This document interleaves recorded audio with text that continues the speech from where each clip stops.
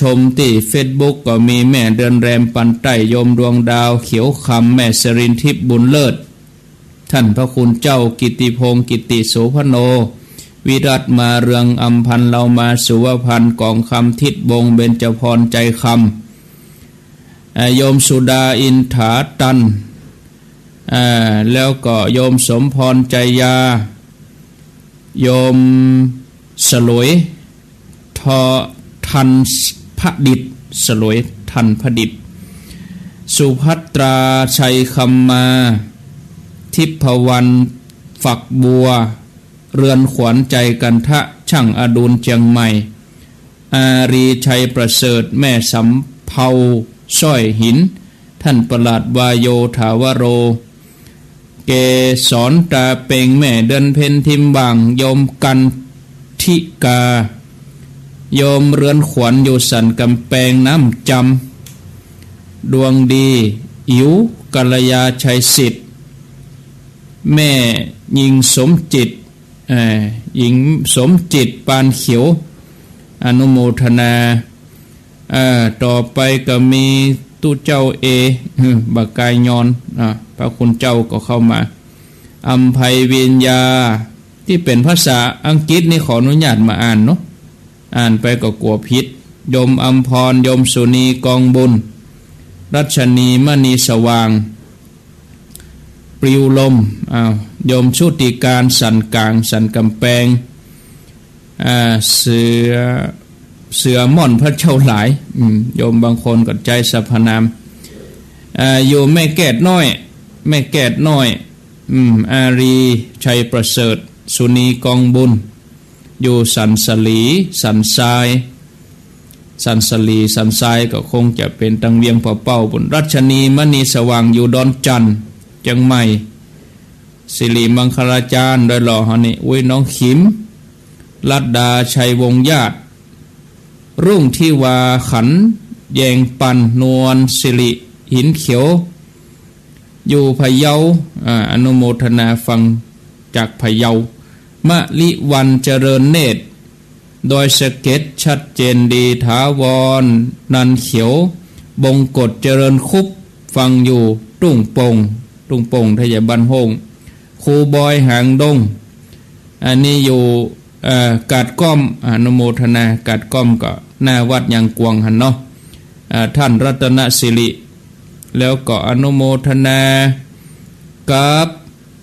รุ่งที่วานิยมนี่อยู่บวกก้างสันกำแพงโยมแก้วรอดสการธีรนุชพุทธพดุงโยมบ่ได้แจ้งพื้นที่อาตมาได้อ่านก็จื่ออย่างเดียวพิมพ์ก็ไว้สาแจ้งพิกัดตัวกันเนาะอันนี้แม่นวลอยู่ประแดดเมืองเชียงใหม่แม่หลวงสายฝนอยู่หนองผ้าขาวสิริพรบุตรดวงทิพย์จำลองจันโพจันทาธรตันจันยาฟองศักดิ์ฟังอยู่กาดสันปะคอยเชียงใหม่เนอะโยมสรัญญาอยู่สันปะคอยฟังถึงวิทยุพอถึงเฟซบุ๊กอันนี้รอฮับหลานเลิกโรงเรียนก็เปิดเฟซบุ๊กพอโดยฟังในรถโดยแสงเดือนปันใจแก้วอยู่ต้าแปรเนอะอนุโมทนายมแก้วอยู่ต้าแปรเชียงใหม่ประตูต้าแปรเนาะจำลองจันทโพโยมน้ำเพชรวิไลพรมณีวันศิริพรอยู่ห่างดงบ้านถวายชัดเจนดีเฟซบุ๊กก็ชัดวิทยุก็ชัดโมทนาอยู่ห่างดงเนอะแม่ศรีละกุลกันเนาะอนุโมทนาแม่ศรีกุลอยู่ออนใต้สันกำแพงอยู่ออนใต้นิยมนิพากรพุทธเขียวอยู่ออนใต้สันกำแพงสวนมะลิซับบ้านปงอันนี้อยู่สวนดอกมะลิอนุโมทนาปลูกดอกมะลิจำลองจันทโพปทุมธานีชัดเจนดีกัลยาชัยสิทธิ์อนุโมทนาโยมชยาดาโตชาลีเจียงดาวฟังเป็นประจำใจสรรพนามว่าคิดดีพูดดีทำดีฟังอยู่เจียงดาวโดยป่าสนวัดจันทร์ท่านอาจารย์นิคมอำเภอกัลยาณิวัฒนาขอไวสาเนอร์ ไปสาท่านอาจารย์นิคมสารปีชัดเจนดีปลูกมะลิอยู่สารปีโยมอังคณาอนุโมทนาแม่โจ้แม่แฝกชัดเจนดีธีรนุชพุทธพดุงอยู่แม่โจ้แม่แฝกสันทรายปรีชาโปร่งใจหน้าวิทยาลัยนาฏศิลป์เชียงใหม่โยมปรีชาโปร่งใจอยู่วิทยาลัยนาฏศิลป์เชียงใหม่คนลุ่มน้ำวางอนุโมทนา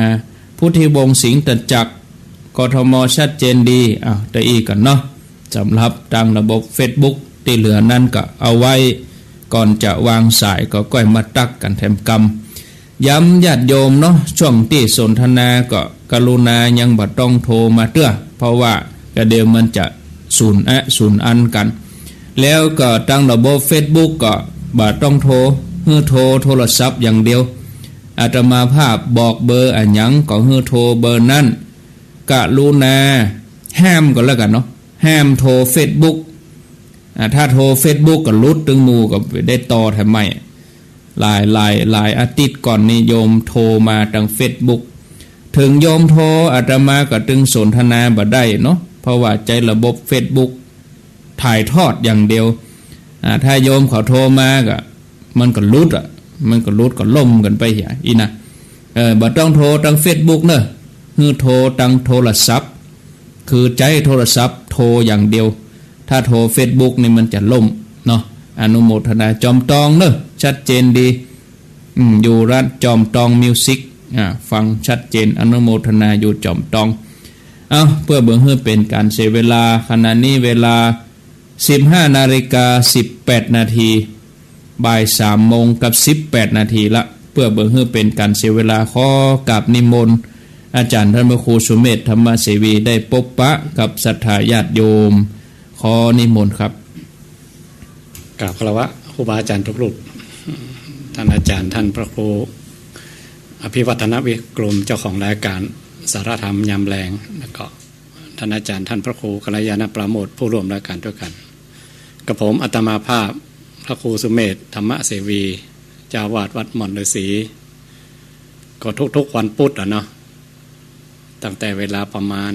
บ่าย 3 โมงถึง 5 โมงแรงรายการสารธรรมยามแรงของท่านอาจารย์ท่านพระครูอภิวัฒนวิกรมตั้งสถานีวิทยุท้องถิ่นเชียงใหม่ 96.0 เมกะเฮิรตซ์ก็จะที่บอกนะถ้าว่ามีธุระปาปังอย่างแต่ว่ามีโอกาสได้มาเข้ามาอู้มาจากการว่าไปใจคำสอนของตัวเก่าเนอะเป็นคำสอนของครูบาอาจารย์ที่สืบกันเป็นรุ่นต่อมาได้ได้เรียนมาได้อ่านมาเมื่อตัวเก่าได้อ่านมาได้ศึกษามาก็มาต่อกันอีกทีหนึ่งรุ่นต่อรุ่นกันไปแล้วก็พยายามก้อนใกล้ภาษาเมื่อเก็บเกี่ยวว่าแต่ละปุดนะได้อู้ได้จ่ายอย่างกันพอช่วงแรกได้ก็อู้จ่ายกันตัวอีกก่อนเนาะขอนิมนต์ท่านอาจารย์ท่านพระครูกัลยาณประโมทผู้ร่วมรายการด้วยกันครับนิมนต์ครับขอถวายความเคารพพระสงฆ์ครูบาอาจารย์ที่ฟังรายการขณะนี้บริษัทท่านอาจารย์ท่านหลวงปู่เวทพระครูสุเมธธรรมเสวีท่านอาจารย์วิวัฒนวิกรมว่าพระครูกัลยาณประโมทแล้วก็เจ้าวัดวัดหม่อนห้วยแก้วได้เป็นผู้ร่วมสนทนาธรรมวันนี้จากวันพุธที่แล้วบ่ได้มาร่วมรายการเพราะว่าติดประชุมคณะสงฆ์อยู่คือท่านอาจารย์ท่านพระครูทั้งสองได้ร่วมสนทนากันก็ห่างหายกันไปเขาเสือบอกให้กุ้นเวทีครับมันห่างไปแต่เขาน้อมเอามโนเนาะเพราะเขาว่ามโนนึกถึงคนฟังว่าเหมือนวันนั้นบรรยากาศที่เขาไปปาญาติโยมไปไหว้พระพุทธบาทสระบุรีได้ไปปะพี่น้องคนไตโยนที่ปูนแล้วก็ได้ไปกราบสังขารหลวงพ่อคูณที่ขอนแก่นแล้วก็ได้หันบรรดาญาติโยมขึ้นสีขาวก็ดีที่ไปร่วมกันขณะนั้นตั้ง300-400 กว่าท่านกว่าคนนี่นึกเอาภาพตอนนั้นว่าเขาหันหน้าหันตากันหันญาติโยมมันได้อยู่ในวงสนทนาที่เป็นญาติพี่น้องเป็นพ่อเป็นแม่คุ้นเคยกันเนี่ยเนาะ นึกถึงอีว่าในขณะที่เขานั่งนะเพิ่นก็ท่าฟังเขาอยู่ เพราะนั้นคือน้อมนึกเอาวันบรรยากาศแบบบ้านๆเนี่ยว่าเขาปะพี่ป้าน้องป้าพ่อป้าแม่มีเรื่องนั้นเรื่องนี้มาอุ้มเช่เหมือนป้าเขาไปป้าคนอื่นที่ไกลเนาะของซื้อว่าอุ่นใจมาน้อยหนึ่งครับ อันนั้นวันนี้ครูบาอาจารย์จะมีเรื่องอย่างอู้กันจ้าก็เพราะว่าท่านอาจารย์ท่านพระครูวิวัฒนวิกรมเก็บคำถามไว้พร้อมกันเนาะ ครับ ของเก่า ครับ ก็ช่วงแรกนี่จะเป็นคำถามเก่าเนาะ มีแม่อุ้ยคนหนึ่งชื่อว่ายายคำบางนิรันพฤกษ์อายุได้88 ปีแล้ว ฟังรายการที่96นี่ตลอดแล้วก็ฟังก็คนเฒ่าง่อมใจเนาะมีปัญหากับบ่ฮู้จะไปป่องไปผิวที่ไหนไปไกลก็บ่ได้ไปไกลก็บ่ได้แวดไปแวดมาอันนี้ก็อันจะโทรมาก็บ่ทันเปิ้นแล้วให้โทรเปิ้นก็เลยลบเล้าแหละลบเล้าคนใกล้ชิดพิมพ์เนี่ยก็พิมพ์ข้อความมาเนี่ย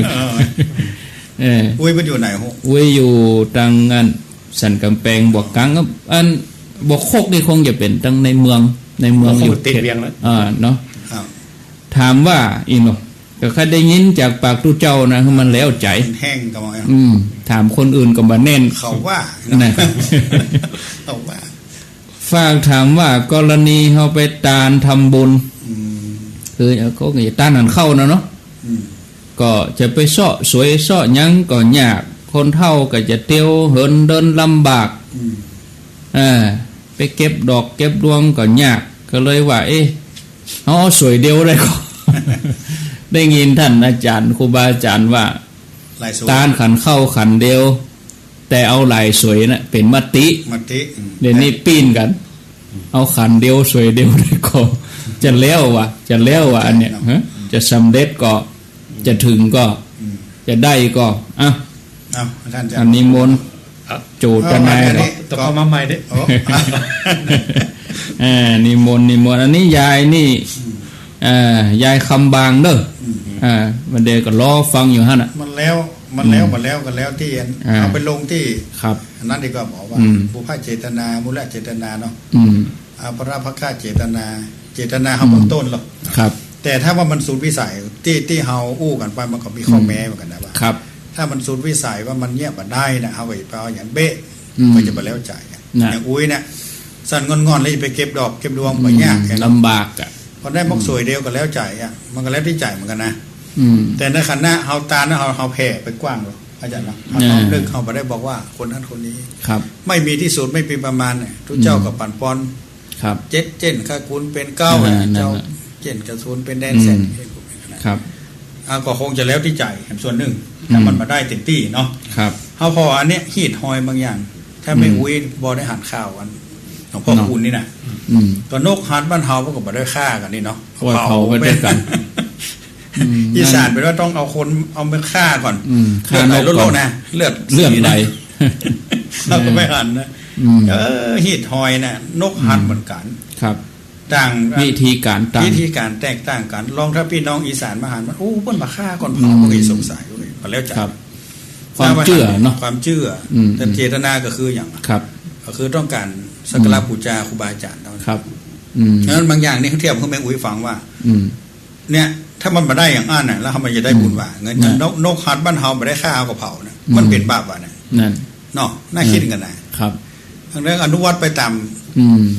กาลเวลาความเหมาะสมความสะดวกแต่ขึ้นแล้วที่ใจว่าเขาตานแม่หาด้วยความบริสุทธิ์ใจตั้งแต่แม่เริ่มแปลงสวยดอกสวยเดียวนั่นนะครับด้วยความตั้งใจสมาธิเกิดหรอกความตั้งใจเกิดว่าวันพุธใครจะไปตานหาคนนั่นคนนี้เข้าน้ำปัจจัยอันใดดีก็ตาเตรียมไว้นี่สำเร็จไปเกินข้อแล้วนะครับขณะที่ตานทุกเจ้าพวกก็มาปั่นปอนเขาแต่เจ้าว่าปาตู้หลวงแล้วปาตู้ป้อใครตกไปหน่อยก่อนนะใจใครอ่อยไปหน่อยนะใจตกที่ตู้หลวงไปยู่แม่ใส่ตู้ลุงอยู่ฮะตู้ลุงก็ได้แต่กระจายก็นอกมันก็แมงมันจอมเนาะตู้หลวงพวกก็มากอ่ะโอ้สมบัติป้าตู้ลุง อันนี้ถึงแม้เขาบอกออกปากมันอยู่ในใจ ใจเขาเป็นจะได้ ครับ เขารู้สึกว่ามีความปิติขนาดนั้นก่อน อืม แต่ถ้าตัดใจว่าโอ้มันเป็นอย่างนั้นอันนี้ก็คือตัวแทนของสงฆ์นี่นะ ทุลุงทุป่ออย่างจะ ครับ เขาก็ได้บุญอยู่นี่นะ แล้วก็เรื่องคนตายเพราะเขาบอกว่าเป็นจะได้ไม่ได้นะครับ สูตรปัญญาเหมือนกันนะ โอชูเมธจะเสริมก่อน เอาสมบูรณ์แล้ว อ๋อเนี่ยเนาะ สมมุติแล้ว นี่ตอบแบบแบบมีหลักการหรอก ครับ อาจารย์จะต้องมีหลักฐานของ อ่า ที่ มัน ไป ต้องมีตีมา เคย ตี หลอก ไป อย่าง เคยมีหรอก อ้าว ต้องมี เป็นที่ได้เรื่องสวยนี่ กึดว่า ครับ อย่างเรื่องวิมานวัตถุเรื่องที่ดาดอกบวบเนาะ นั่น ครับ ต้องไปที่มา เปิ้นจะไปไหว้พระธาตุเนี่ย จะไปแล้ว ไปบ่ถึงจะ เก็บมาแล้ว เก็บมาแล้วเพราะตัวเก่าเป็นคนทุกคนอยากเนาะ ครับ ไปเลี้ยงงัวเลี้ยงควายอยู่กลางโต้งว่าเอกอะ ดอกบัวเหลือง ก็ขึ้นว่าเปิ้นไปไหว้พระธาตุกัน ๆครับ ก็ตัวเก่าก็บ่ได้ไปไหว้ด้วยเปิ้น ครับ คนทุกคนอยากเนาะทุกกตะเนาะ ครับ ก็เก็บดอกบัวข้างทางนั่นนะ ก็มันเป็นของสาธารณะมันเป็นของบ่แจ้ของไผ่เนาะ ครับ ไว้เอาดอกโบก5 ดอกเนี่ยไปตานพระธาตุ ครับ ไปถึงกลางตางัวไปคิดตายมัน นั่น เออ งอกีดเทียนแล้ว ขึ้นไปอยู่บ ไป นสวร เป็ ร น ค์ เทวดา วิมาน ก็ไม่ได้ เป็นสีทองใหญ่โตมโหฬารพระโมคคัลลานนะ ครับ ในวิมานวัตถุเปิดไปป้าใส่ ครับ โอ้วิมานไผ่แล้วรัศมีสีทองสว่างสวัย ครับ นับ ครับ ประมาณมาได้นับมาได้ประมาณมาได้ เข้าไปถาม ทำบุญด้วยอย่างมา อายว่ะ อ่า ขอครูบาอาจารย์ได้ไปถามด้วย ไปอู้ให้ไผ่ฟังเนิร์ดไอ้เนาะ น้อยลงไปเนาะ เออ ตาลน้อยลำไป อ่า อายเฮอเปิ้ล อ่ะ ตาลอะไรอย่างมาเนี่ย ก็เล่าให้ฟังว่าเนี่ย เออ จะไปตานพระธาตุแล้วมาถึงเจ้ากรรม ครับ อ๋อ เก็บ แต่ ดอก เจตนาไปถึงแล้ว แล้วพระโมคคัลลานะเปิ้นยังบัดเต็มใจด้วยนะครับ ยังมาถามพระพุทธองค์อะ ตอนนั้นก็ไม่ได้รับพรจากพระสงฆ์ไม่ได้ เออ เกณฑ์ แต่เจตนาเปิ้นจะถวายกุลแก้วสามประการ เกิดแล้ว อันนี้ก็เลยลงคำที่ผมว่าอะไรกี้ถ้าเอามาติดบุคคลล้ำไป อ่ะ เนาะ นี่แค่เจตนาว่ายังบัดถึงด้วยนะแต่ใจอยันที่บอกว่าเจตนาตกไปแล้ว ไม่ใช่เจตนาตกแบบภาษากลางนะครับ เจตนาตกภาษาเหนือเขาแปลว่าใจลิงลู่ไปหากุลแก้วสามประการนะ ใจโมทนา อ่ะแล้วอีกก็ถึงแล้ว นะครับ สำเร็จแล้ว ทุกอย่างแล้วแต่ใจแล้วหรอ ก็นางอีกับนางเอ้ยให้เนาะทำมาอย่าง มหาโบราณนิพพานสูตร โพงว่าจะตาโพงนี่แบบว่ากำลังจะ ตา ขึ้น เตรียม ใจ นะ ว่า และเตรียม ไปตานทำตานคือพ่อแม่มันพูกพ่อแม่ได้เปลี่ยนปูนจากเปลี่ยนแล้ว ที่จริงพ่อแม่เปิ้นทำบุญนักนะเฮาท้าวอุตตามทำมหามูลนิธิปานสูต ครั ร บ แต่ว่าอสันนกรรมเวลาใกล้ตายก็ถึงบาปอะนะ น้อยเนอะ แวบเดียว แวบก็เลยไปเกิดเป็นเพศเป็นผีแต่บุญมันมีอยู่แล้ว รอท่า เพราะฉะนั้นว่าร่างกรรมนั้นไปเป็นก็เป็นมาเมินเนาะ มันเป็นเมินเป็นเมินแต่ถ้าบ่มีอย่างเช่นอย่าง บ่ใคร ปุ๊บก็ไม่เป็นมีอย่างมาต่อเชื่อมพ่อลูกอ่ะอันนี้เป็นข้อคิดเหมือนกันนะครับ คนโบราณเปิ้นเก่งมากๆเปิ้นเอาอสันนกรรมไปแทรกไว้ท่านเนี่ยก็ว่าว่าทำบุญมามากมายมหาศาลแต่ว่าตอนใกล้จะตายอ่ะ เกิ่งบังไว้หน่อย เกิงวังพอลูกอุทิศตานมาถึงนั้นนะครับ โอนเลย โทนเลย ครับเอา อันนี้เหมือนกัน แล้วใจ แม่เขาจะกินจะตานเนี่ยนะคะแนนเจตนาเขา ตั้งใจเต๊ะ ถึงคุณแก้วสามประการก็ถึงหมดแล้ว ๆครับ เนาะ นี่ บุพเจตนาแล้วใจแล้วก็ ว่าตาเติมแม่เป็นยา มัน แล้ว อาจ ใจ จะไม่ได้บริบูรณ์อย่างที่เขาว่าไปก่อนแต่คือเจตนาดีเนาะ ครับ นี่เขาเรียงคำถาม จากน้อยไปหามากอีกเนาะ ถ้าอาจารย์ต้องมาที่มาที่ไปโดยกันแล้วมีว่า ก็มีแล้วก็อยังเงี้ยกะ ไปแจ้อันไผ่ถามมาเนี่ยมัน อันนี้คนเท่านี่เปิ้นอยู่อันนะกะบวกคก ไม่ตะกี้นะ คนเท่านี่แม่บาง88 ปี ครับ แฮมคำถามหนึ่งอันนี้ค้างไว้ ครับ แต่ผมก็ตอบไปแล้ว แต่ว่ามันตอบ ครับ ตนเดียว ตอบตนเดียวมันเหมือนหมู่หลายมันจะม่วนแถมน้อยร้องอ้ออันนี้อยู่ร้องอ้อในเมือง ถามคล้ายๆกันกับโยมที่อยู่แม่แตงแม่แตงนี่แต่มนขี้เล็ก ถามค้างไว้ตอนซีเป้งซีเป้งว่าอันดาขัวไว้แล้วดาไว้แล้ว แต่บ่ได้ไปตานเตื้อก็ร่างกายบ่ไข้ไหวก็ยังได้บ่ฮู้ไปตานมาหลุนจะได้ว่าวันซีเป้งนั่นมันได้ไปตานเพิ่นอย่ามาวันซีเป้งนั่นล่ะ แล้วก็พี่ มันอื่นเพิ่นบ่ฮับแล้วกะ ก็ร้องปิ๊กหมดแล้ว ฮะเอาอย่างใด เขาไล่เรื่องวัตถุก่อน วัตถุ ของ ตาน ที่เฮาตานน่ะเขา ครับ เขา ครับ ห่อข้าวต้มมายุ่มันเมินก่อน ตานหันเนี่ยเขาคิดอย่างเขาไปสร้าง ยังฮอนึ่งอย่างฮอนึ่ง เลี้ยงคนเฮาวันนั้นน่ะลืมบอกยี่ห้อมันเนาะ จบข่าวไปอย่า ฮอนนึงก็ไปโฮกได้หรอ เกิดถ้าว่าไอแมงอาหารนั้นมันอายุมันสั้นเนาะ ต้องดู วัตถุการตานก็จะด้อยไปน้อยไอ้ไปคือว่าตีมร้อยมันสดจะได้ ดอกที่เขาเตรียมเนาะ ก็เหี่ยวเฉาไปแล้ว ความสดมันนะแล้วของแม้แต่ของขายในกาด บางทีเตรียมไปแล้ว มันเหี่ยวหน่อย เนาะ เนี่ยมาก่อนราคาตกนะ เหี่ยวไปหน่อยแต่ก็ ถ้าต้องมองเอาไปตั้งไว้หลังตู้ต่าง หมดกาแมงกาลงอ่ะ มาได้ฮะมะทุเจ้าไปฉันรู้ต้องฮะมะ นี่อันนี้เขาต้องพอเรื่องวัตถุตาลก่อนนี่ประสบการณ์นั้นมันสอน ถึงพร้อมด้วยวัตถุเนาะวัตถุบริสุทธิ์ก่อนให้เนาะ เนาะบางทีเอาเก็บไว้เอาไว้ตานมันผูก ครับแล้วก็เวลาในการตานเนาะมันต้องพร้อมนะ เลยบ่ายโมงไปวันนี้เขาจะตานแม่เจ้าโอ้ตานเนี่ย ตานบูดก่อน ไปเป็นบ่ายอ่ะ ละอ่อนบะมาเตี้ยอ่ะละอ่อนไปส่งเตี้ย ไป อ่ะ เลยเป็นแล้วอ่ะทุกเจ้าก็ไม่ได้ฉันบ่ได้อ่ะ บุญเวลามันก็ ย่อนไปลดไปอ่ะปัจจัยมันก็มีส่วนนะที่แรกว่าจะใส่100หลานมันลบแล้วใส่50 บาทก็พอลดไปอ่ะมีส่วนเนาะนี่วัตถุถ้ามันพร้อมอย่างเก่าดีอย่างเก่าอ่ะต่อไปอาจารย์ว่ามันจะได้ไหนครับเรื่องเจตนาตกนี่ลืมชื่อมันว่าที่ว่าถวายผ้าผืนเดียวนะอาจารย์ก็ได้ยินเนาะครับชื่ออย่างคนนั้นที่ว่าผ้าสาดใกล้แจ้งสองผัวเมียนี่นะสองผัวเมียเปิ้นมีผ้าผืนแง่ผืนหนึ่งหัวค่ำทุกแต่ทุกวันบอกไม่ใช่ผ้าผืนอื่นก็มีแต่ผ้าสบายที่จะไปเปลี่ยนกันไปเปลี่ยนกันไปนุ่งใส่ไปฟังธรรมต้องปาดผ้าแล้วก็พอเมียไป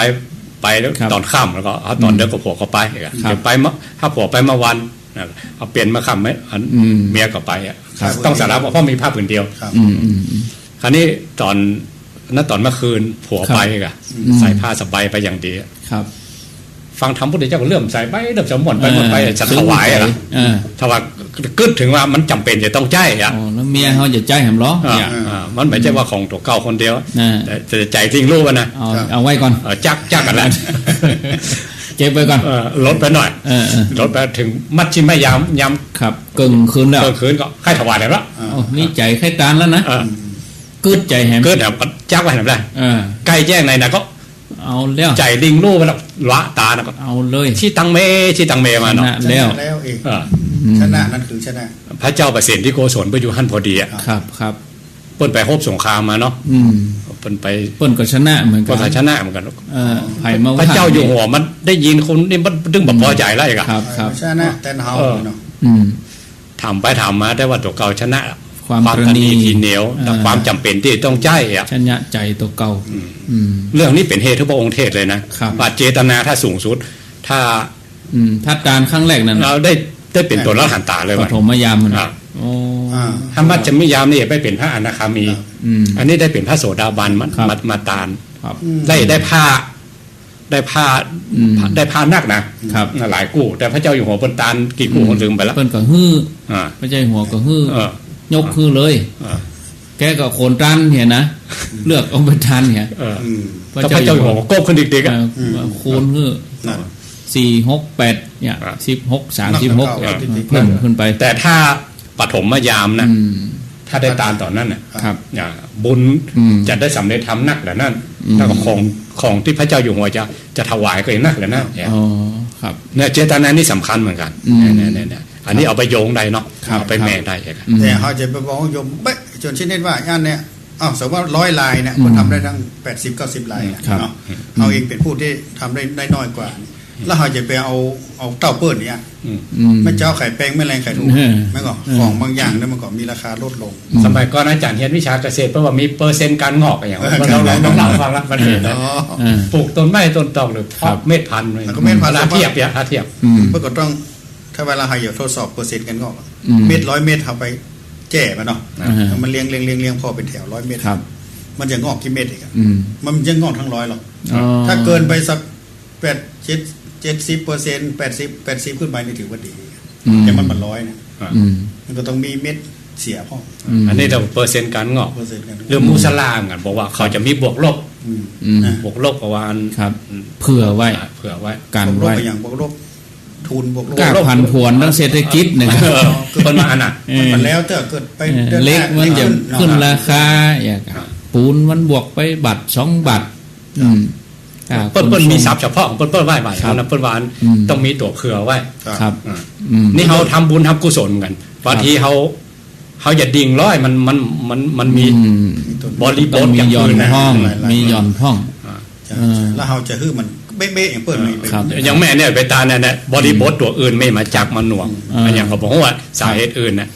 มาจัก แล้ว มัน เรา หน่ว จะ งไว้ ฮื้อได้เต็มร้อยเหมือนที่เราตั้งใจเบ๊ะๆอย่างเปิ้นมันก็คงจะน้อยลง ง่ายอย่างซื้อส้มมากิโล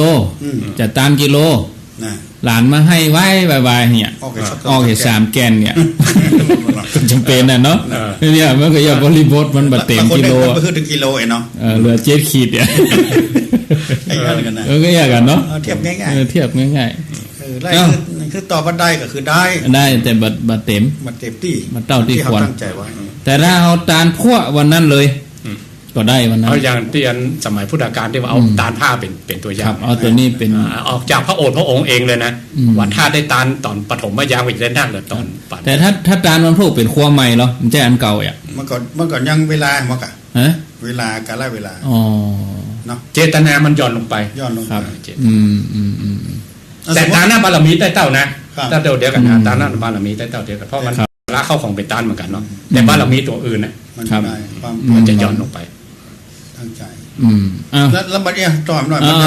จะเขาไปไหนก็จ้างเนี่ยมันปล่อยเพิ่นเหลือก็มาเฮาตองแห้งอย่างว่านะครับมันก็บ่ฮอดเองเนาะบางทีเฮาไปกินไปตาลเพิ่นแล้วหมดแล้วเพิ่นเปียวเพิ่นเพี้ยวอย่างแล้วหมดแล้วว่าทุกกันส่งเนี่ยอันนี้มันได้เพิ่มตัวนี้บุญมันไปย้อนนะจ้ะมันปึ้มเนาะบุญปึ้มมันหายไปอย่าอาจารย์เฮาปากันไปทัวบุญฮะบางคนออกการรถการลาแล้วนะของเก็บบันก่อนหรอกเด็กขืนมารู้นะเสียปัจจัยอย่างอื่นน่ะวันนั้นโอ้กระผายมันนะครับแม่มันมาหรอปัจจัยอื่นผู้ใหญ่ตายอ่ะจำเป็นเนี่ยการรถไปเนี้ยคือคนอื่นแทนไปสาระอย่างหลวงพ่อคุณวันนี้ยังไผ่เป็นแสนพามาไปก็ไปแล้วล่ะเป็นลอยอังคารไปแล้ววันนั้นบุญบักบันกันไปอ่ะรถติดถึงเมืองครับไปละวันนี้ไปละอ่ะที่เขาก็ต้องเอาเวลานั้นครับมันจังหวะเป็นมีโอกาสอย่างต่างๆได้หันบรรยากาศเสียงบรรยากาศนี่ต้องสร้างบรรยากาศสร้างมันผมสิ่งเหล่านี้เป็นตัวปลุกปิตินะพ่ออาจารย์เสียงก้องเนี่ยมันตัวนี้เป็นตัวช่วยคนโบราณฉลาดอย่างพ่ออาจารย์อย่างอยู่เอาสมมติว่าให้ตันเงินล้านเอาเช็คไปใบเดียวก็ได้หรอต้องเฮไม่ใช่ขาดไปปักต้นปักหยังปักต้นนี่แบงกับคนอื่นน่ะเป็นแบบของคนอื่นน่ะใจขึ้นไปด้วยกันเป็นหมู่มันปิติหรอกเนาะเปิ้นหลวงถ้าแบบมีเพลงพ่นเล็บบ่มีแห่ปีปาดก้องวงก็บ่ใจเปิ้นหลวงหำอ่ะไปหม่องซอกต๊อกอย่าวันนั้นก็ที่เฮาไปบรรยากาศที่ไปนอนที่วัดตะโนดนั่นน่ะคนเมืองแต่บ่แต่กะเนาะได้ยินพ่องกับอู้อย่างไตยวนแต่โอ้ตรงเมื่อคืนมาเพิ่นเอาละอ่อนมาแสดงแล้วเป็นเมืองเหนือหมดพิธีกรก็เป็นไม่คนเมืองตะกู้อ่ะเสียงมันจะเพี้ยนมันน้อยเป็นเมืองธรรมดาหรอกมันตกถึงลูกสิ่งที่เปิ้นมาฟ้อนมาลำเนี่ยมันออกทางเมืองเฮานี่ครับเสียงดนตรีเสียงอย่างนี้มันนอกกล้าได้ยินเสียงสะล้อซอซื้อแม่นละเฮ้ยมันเป็นกลิ่นไอของเมืองเหนืองั้นที่องค์ประกอบมันก็มีต้องมีครับอ้าวคำถามเห็นมาเรื่องผ่านด้วยผ่านที่เอานิมนต์ยกตัวอย่างเรื่องบายสีจะใช้เวลาประมาณชั่วโมง2 ชั่วโมงที่ปูจาคืนบ่ก็แต่เขาแปลงกันนะแปลงอย่างปานี่สุดๆอ่ะครับประดิษฐ์ประดอยดอกก็เหี่ยวบ่ได้เพราะว่าจะแปลงก้อนก็บ่ได้ดอกมันจะมางามตองเหลืองนะแปลงมะรูนก็บ่อย่าประตันต้องคืนนะบางทีคืนหุ่งนะใช้กี่ชั่วโมงคือหลังจากนั้นพอทำพิธีเสร็จเป็นขยะแล้วเอาจงลงบุญละเหี่ยบุญละอย่างอันนี้ชัดเจนเนาะชัดเจนครับต้องขนาดนั้นจะสงค่าปัจจุบันขนาดนั้นตัวอันนี้เปิ้นอยู่หนองซีแจงถามคำถามนี้เหมือนเฮาเคยตอบแล้วเหมือนกันแต่โยมเปิ้นคงจะบ่ได้ฟังตอนที่เฮาตอบก็เลยฝากว่ากรรมที่เปิ้นว่าน้อยบ่ดีเป็นปู่จานนานบ่ดีเป็นจังซอเนี่ยมันเป็นจะได้นิมนต์ท่านครูบาอาจารย์น้อยนี่มันบวชบ่เหมือนเต้าหนานเนาะน้อยนี่มันเป็นเนนหรอแต่นานนี่มันเป็นจากตะกอนนะอู้ถึงเก่าแต่ต้องจากเนนหนึ่งเป็นตู้เจ้าต้องบวชตั้งแต่น้อยนานไปเดี๋ยวเป็นหมอกนาน7 วันเนาะถ้าเปิ้นเสริมนานหลวงเนี่ยครับมันเป็นตู้เจ้าหลวงเจ้าเก่าซ้ำแน่นตัวนี้เอามาเป็นมาตรฐานประเทศนี้ก็บอกว่าได้มาตรฐานมันได้เหมาะกายเวลามันเปลี่ยนเพราะว่าคนบวชบ่เหมือนครับ7 วันเนี่ยเจ้าหูเรื่องนานเหมือนกัน เพิ่นชื่อว่า แต่ นาน ที่เปิ้นว่าเอาหนานเพราะว่าหนานความหูมันนัก ภูมิธรรม ความสุขุมเนาะ เย็น น้อยแต่บานนานที่ ครับ แล้วก็ทีนี้มีภูมิหูภูมินำนัก ครับ กว่าแล้วถ้าว่าซอเนี่ย ขึ้นซอมันกำ ซอ แหะ มันกำห้าหรอตอนเช้ามันให้เป็นศีลเป็นธรรมกันโอ้ตอนบ่าย ตอนเก็บนกแล้วยุ่งแล้วนานลูกแล้วนานเลย เนาะกำไตสิ้นไตผ้ามาว่า เปิงเนาะ เปิง นานบางทีก็เป็นครึ่งคนครึ่งพระนะปู่จาเนี่ยนะ คนคือผ้า เป็นยังไงยังไง ก็ได้ยอดเต้าทุกเจ้าหรอก อ๋อคนเก้ากันค ย รั อบ ดเต้า ครับ กันหรอกทุกเจ้า300ปู่จาน300 น้อยก็คือความหู้บันักเตื้อ ความรู้ภูมิธรรมที่จะแนะนำเปิดพ่อ แต่ถ้าคนดิบเนาะคนดิบไปเป็นบูชาเนาะบางที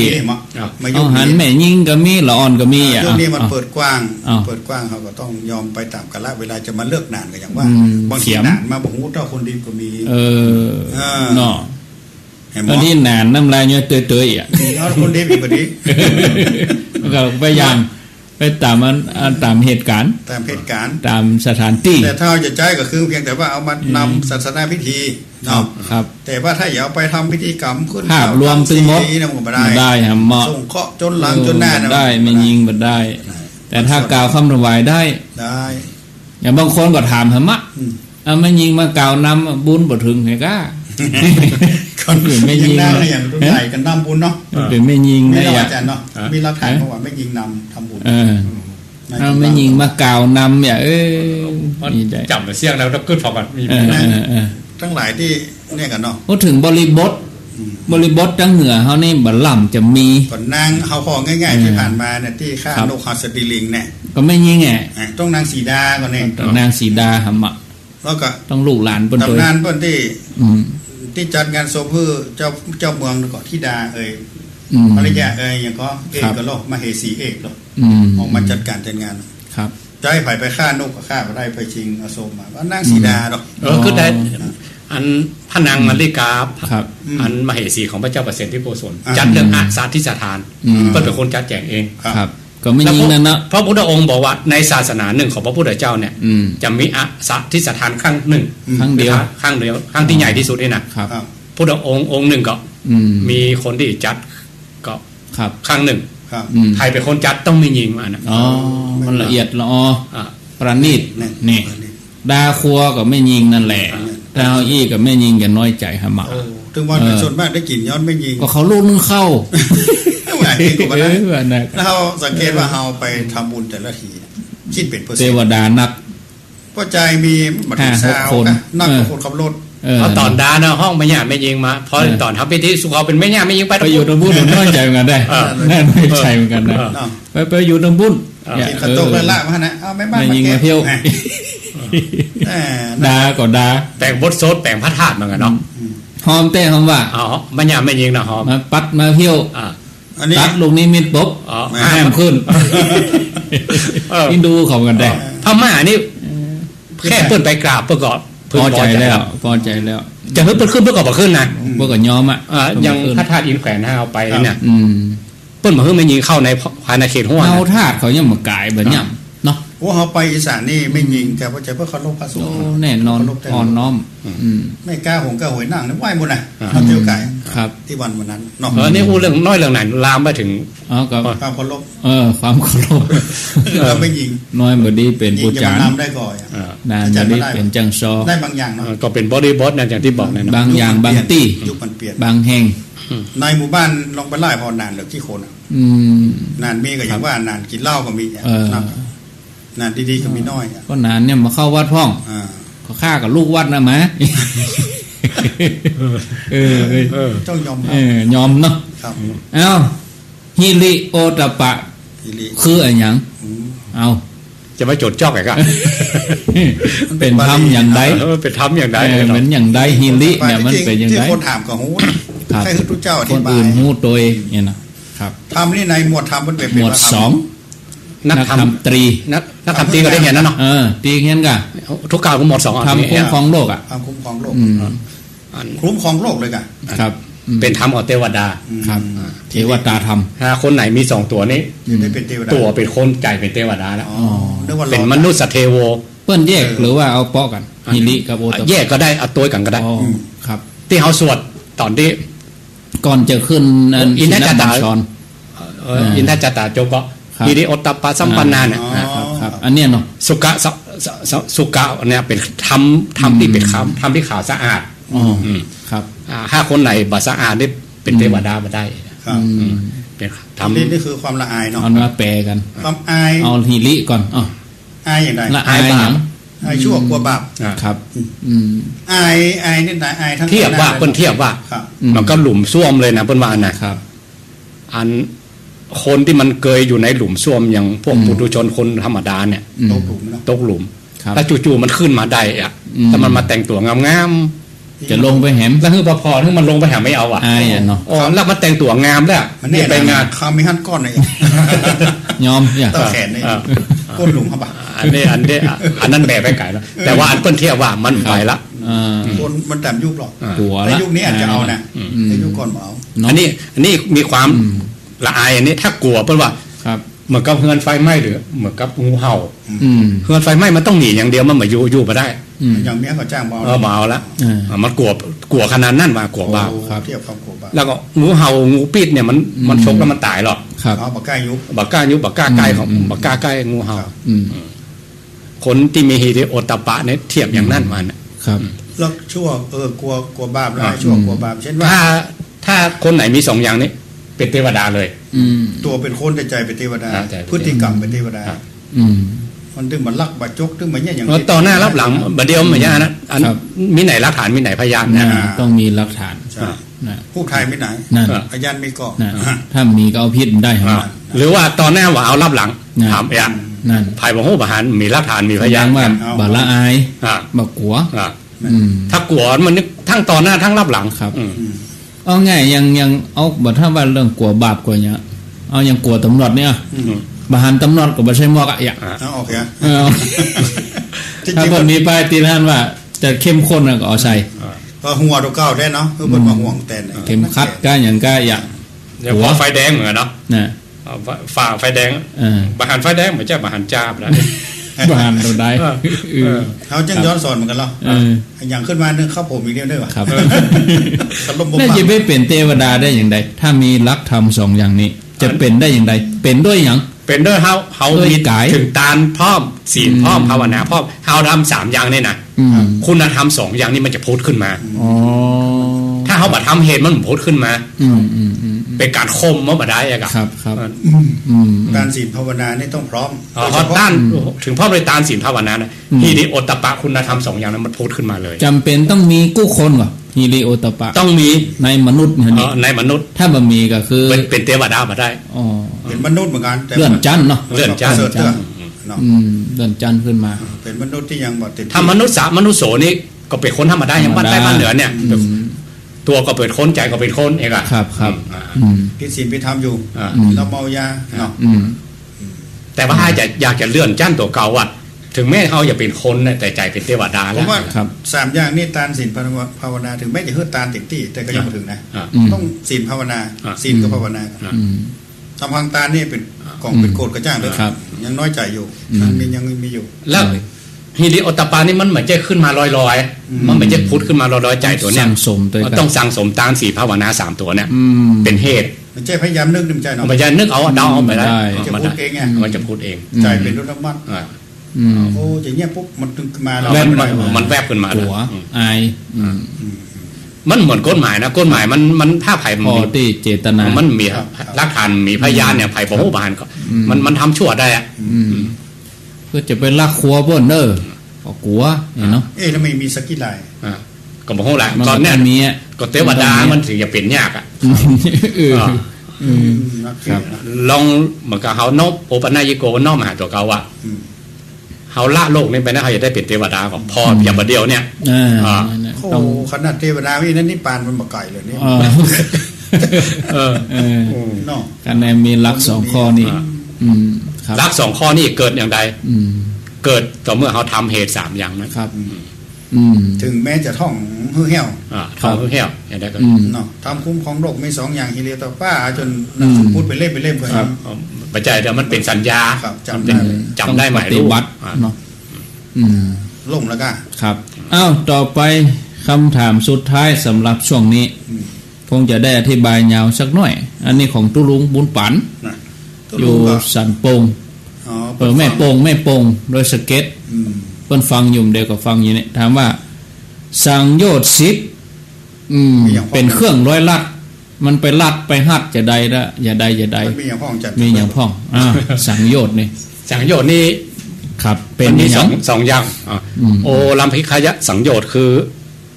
สังโยชน์เบื้องต่ำครับอุตานัมพิกะสังโยชน์นี่คือสังโยชน์เบื้องสูงเพิ่นจะแบ่งกันเป็นอย่างละ5ครับเกิ่งกันโอลัมพิกายะอันสังโยชน์นี้สำหรับพระโสดาบันกับพระสกิทาคาจะอยู่ในช่วงนี้ครับแล้วก็ถ้าสังโยชน์เบื้องหลังต้องพระระดับพระอนาคามีก่อนขึ้นไปอันมันมี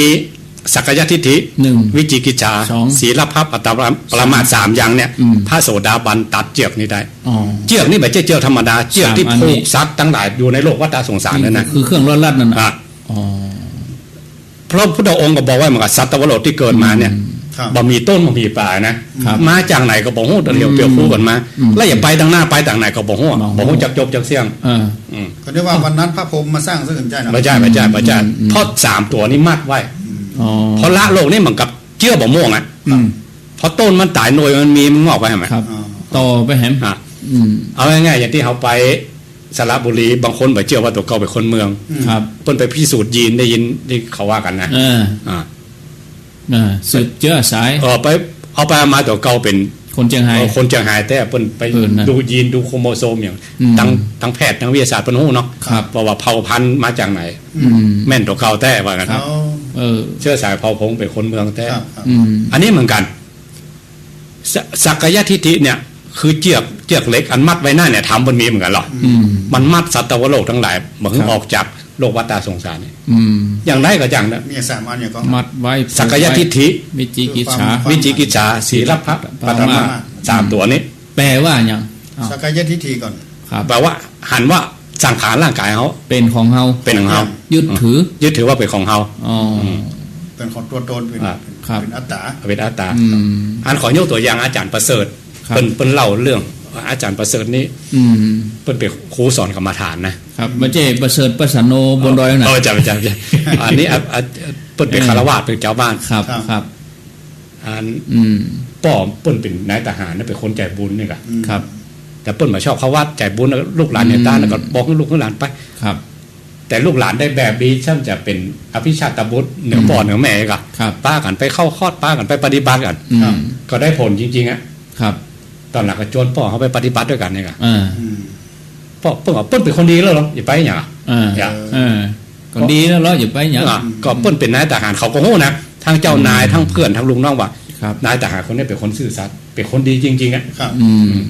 เป็นคนที่ฮักครอบฮักกลัวเรื่องทุจริตนี่ตึ้งหมีเป๊ะๆเงินกินกับเงินเดือนนะจะแม่น้องๆหมีเพราะเขาว่าเปิ้ลเป็นคนดีแล้วหรอก็เอาอย่างแถมอ่ะเอกะสุขภาพเอกะแล้วเมินไปพอปลดเกษียณก็ไปคนทีบรถทีบในวันแข็งแรงอ่ะตอนหลังรู้สึกมันนั้นอืดประอมในต้องกินข้าวบดลงไปกวดว่าเป็นมะเร็งไงครับปรากฏพวกแข็งแรงเป็นเนี้ยพวกใจสู้ไปพาไปพาเพราะพาอย่างเดียวแล้วก็แข็งแรงอย่างเก่าเอาเมื่อนั้นพอไปกวมกับมันลามทั่วตัวแล้วก็ได้ก็โอ้ใจมันงอมนะมันที่ตัวเก่าเป็นคนดีมันเปิ่งมาได้อ่ะครับเนี่ยบอกให้ลูกหลานว่าอันสุขเขาปฏิบัติกันอย่างไรพ่อไอ้เนาะไปป่อปฏิบัติหน่อยเนาะครับก็ลูกของลูกเอาป่อเป็นมะเร็งขั้นสุดท้ายแหละป่อรองรับตานึกว่าตัวเขาไปแจ้ของเขาแล้วเอกอันนี้คือตัวสักกายทิฏฐินี่ตัวสักกายทิฏฐิป่อว่าพอรับตามันถึงของเขาแม่นถึงแตกมันถึงเป็นอย่างอื่นเนี่ยนี่ก็ค่าเจ็บนี่ก็แขนค่านี่ก็ขาค่าผลเล็บฟันหนังของข้าอ่ะลูกหลานบอกว่าแค่ป่อหันว่าร่างกายสังขารจิตใจเป็นแท่งทึบเป็นตัวเป็นตนเนี่ยเหมือนกับพายเหือไปกลางแม่น้ำแล้วเหือไปล่มได้มาสอนกันว่ายน้ำมันมาได้แล้วมันมาตันแล้วมันเล็งขั้นสุดท้ายแหละก็เลยบอกว่าจะกินจะยุ่ยป้อยแล้วก็ตามใจจะเอวจะเล่นแต่เพราะมันมาได้แล้วครับก็ในที่สุดมันล่ำไปแล้วอันเนี้ย เหมือนกับว่าสักกายทิฏฐินี่มันแค่คนดีนี่มันเอาออกก็ได้ต้องระดับพระพุทธเจ้าก่อนเป็นนายนำหมู่ออกจากโลกวัฏสงสารถึงจะเอาสักกายทิฏฐิตัวนี้ออกไปได้เองอะถ้ามันมีพุทธเจ้าบังเกิดขึ้นในโลกมันมีทางเลยต้องปฏิบัติอย่างใดถึงจะละสักกายทิฏฐิปฏิบัติแนวไหนอย่างใดเรียกว่า84,000 วิธีเอาอันไหนก็ได้แล้วก็ย่อมาก็เรียกมหาสติปัฏฐานสูตรสติปัฏฐานสูตรก็เหลือพระธรรมจักรก็ได้แล้วแต่อย่างที่พระพุทธองค์แผ่ขายพยานเนาะพระองค์จะดึงของพยาใจธรรมะข้อใดแต่เฮามีพระพุทธเจ้าบังเกิดขึ้นในโลกนั่นนะเฮาอย่างใดเฮาก็เอาสติปัฏฐานสูตรเป็นเกณฑ์ปฏิบัติแนวนี้ปฏิบัติแนวนี้ 99.99 เองแล้วกันเนาะว่ารับรองแน่นอนแต่พระสารีบุตรก็มียกเว้นเหมือนกันนะตอนมีลูกศิษย์หนุ่มๆคนหนึ่งเป็นลูกช่างทองมาบวชเลยครับต้องเอาเนี่ยเอาสติปัฏฐานสูตรเอานี่ไปปฏิบัติเสียมันบัดได้อ่ะอาจารย์ก็เก่งมือหนึ่งพุทธองค์เนาะบัดได้เนาะแต่ลูกศิษย์ก็ปฏิบัติขยันแต่ที่ไหนได้ทุกเจ้าตัวนี้เป็นพุทธเวไนยปรารถนามาเพื่อจะเจอพระพุทธเจ้าขอพระพุทธเจ้าเป็นครูโอ้มาใจอาจารย์กันมาใจอาจารย์กันไปหาพระพุทธเจ้าเลยพระพุทธเจ้าในละมิดดอกบัวเปิ้นเป็นช่างทองเนี่ยหั่นดอกบัวเหมือนความมีชีวิตโอ้มันช่างนี่มันเป็นช่างทั้งธรรมดาเขาทำทองมาช่วยชีวิตของเขาเองเนาะก็ทำแบบบัวที่มันเป็นทองคำหรือทำเหมือนมีชีวิตอ่ะเป็นดวงมันติดตาตึงใจพอดอกบัววันข้ามแหละแต่บัวเนี่ยมิดด้วยอภิญญาของพระองค์บอกบัวมันเหี่ยวอันนี้จังเกิดเลยหันชัดเลยก็เป็นอันนั้นไตรลักษณ์ออกมาเลยก็พระสารีบุตรทำถึงสุดภาษาเอาว่าบัดได้อันนี้ก็พิเศษได้เหมือนกันอันนี้รู้เพราะอย่างรู้เพราะพระพุทธเจ้าเป็นครูเนาะครับในถ้าว่าโดยย่อนะเรื่องสติปัฏฐานเนี่ยเขาอยากข้อได้ก็ได้กายเวทนาจิตธรรมเนี่ยแล้วเขาบอกว่าวาสนาว่าให้สร้างไม่ได้ก่อนหน้าก็ต้องเอาคู่อย่างคนยังบอกว่าแต่ก็ต้องเข้าสำนักหาครูบาอาจารย์คู่อย่างจับไหนก็เอาฮะนะเนาะถ้า3ตัวนี้บักขาดได้นะมันก็เขาอย่างต้องเดินทางท่องเที่ยวในวัดตาสงสารบอกต้นหมูไปเอาผมถามแทนพวกอุ้ยไม่อุ้ยทั้งหลายที่หมูเนี่ยนี่มันเป็นแท่งทึกอย่างบ้านยุ่งกันก็รับจากกับมือทึกอ่ะก็มันเป็นตัวเขาอะก็บางพ่อมันก็คือตาลแต่นะดีแต่ว่าทำกรรมฐานจะได้แม่ก็บอกหูนายอ่ะที่ย่างตู้เขาว่าว่าเนี่ยใครเวทนาจิตธรรมก็บอกหูนั่นมีนอกส่วนนั้นนะครับอาจารย์จะเคยบอกว่าคือท่องพระอนิจจังทุกขังอนัตตาได้มาได้ท่องไว้ก่อนหูจื้อก่อนจื้อก่อนหูจักจื้ออันนี้จังเพื่ออธิบายพยายามฟังเนาะอันนี้จังเป็นอย่างนี้ทุกขังลักษณะเป็นอนัตตาเป็นอย่างนี้แล้วก็พยายามเป็นทฤษฎีจังมันเขาจะตัดด้วยตัวเก่าตัดมาได้เขาเห็นนึกอะไรก็ได้ต้องมีพระอนิจจังคือพระธรรมะของพระพุทธเจ้ามาตัดก่อนเจือก3 เส้นนี่มันถึงจะปุ๊ดเขาต้องเข้าใจเองนะเนี่ยเนาะเจือก3 เส้นมันเป็นมัน3 เส้นมันเกี่ยวเดียวกันนะถ้าปุ๊ดตัวได้2 ตัวนั้นปุ๊ดด้วยกันนะ